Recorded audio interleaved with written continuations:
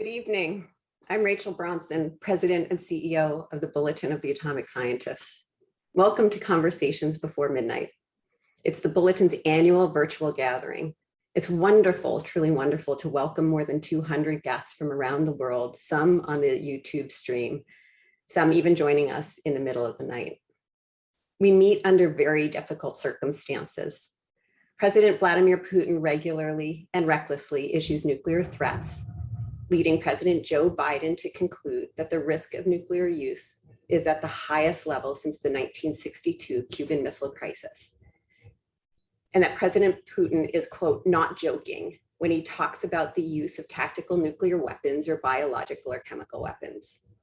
UN Secretary General Antonio Guterres similarly stated that we are facing a time of nuclear danger not seen since the height of the Cold War. And just last week, China's President Xi sent a message that nuclear use is a red line for China, giving Beijing some common ground with Brussels and Washington. The Bulletin has played an important role warning of the growing dangers, documenting them as they unfold, providing a platform on which leading experts can dispel and debunk misinformation, offering policy recommendations for moving forward, and providing a beacon of sober analysis to all of those who want to stay informed about current events. In the days before the invasion, our then social media coordinator, Sarah Starkey, published a YouTube video drawing early attention to President Putin's reckless nuclear rhetoric. That video drew over 5 million views across multiple social media platforms. On the day after the Russian invasion of Ukraine, Bulletin editor Matt Field published an article on the risks of dangerous pathogens being released, an article that nearly 500,000 people have read. Our work has appeared in places such as the New York Times and used to fact check and discredit Russian disinformation campaigns and propaganda. In the 5 weeks following the invasion, 2 million people visited the Bulletin's website, many coming to read the Bulletin Science and Security Board statement condemning Russia's invasion of Ukraine.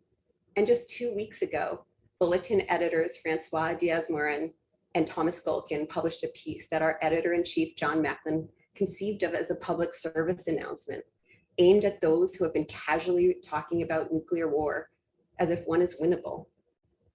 In their piece, Nowhere to Hide, Thomas and Francois show how devastating a nuclear exchange would be, even if it is limited to a regional conflict.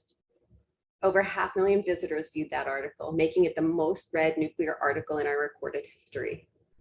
With the support of our crack digital team, the article is circulating widely to general interest audiences and among experts. The Bulletin continues to serve as the publication of record for the nuclear community. But here's something we know.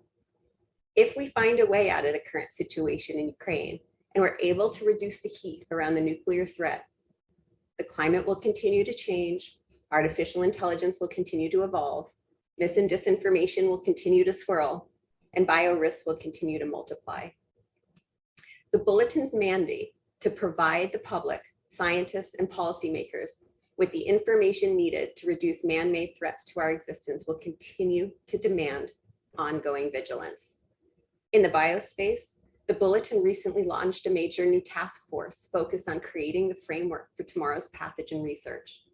Members include 20 globally recognized experts in virology, law, ethics, and epidemiology. We'll publish our findings later this year. The United Nations Office of Disarmament Affairs has included 14 Bulletin articles as recommended reading in advance of the 9th Review Conference of the Bioweapons Convention in Geneva later this month, more than any other think tank, government agency, or publication. Bulletin articles have been cited in readouts from meetings held on the Biodefense Posture Review, meetings attended by US Defense Department officials at the highest levels. In response to fast-changing events, my team works around the clock, producing first-class analysis. We are building our capacity, adding editors, experimenting with videos, and trying out new social media platforms. We are a small operation of 17 full-time staff, but up from 8 just a few years ago.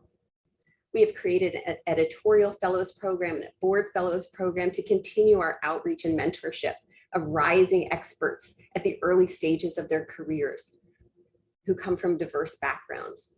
This complements our Reeser Award, the capstone of the Bulletin's Next Generation program, created to ensure that new voices steeped in science and public policy have a trusted platform from which to address humanity's greatest challenges. Your support allows us to meet today's overwhelming challenges and play a meaningful role at a moment when the public square of ideas is under attack. At the end of 2022, we will have welcomed about 6 million people onto our website, nearly half of whom are younger than 35, and nearly half of whom come from outside the United States. We are so grateful.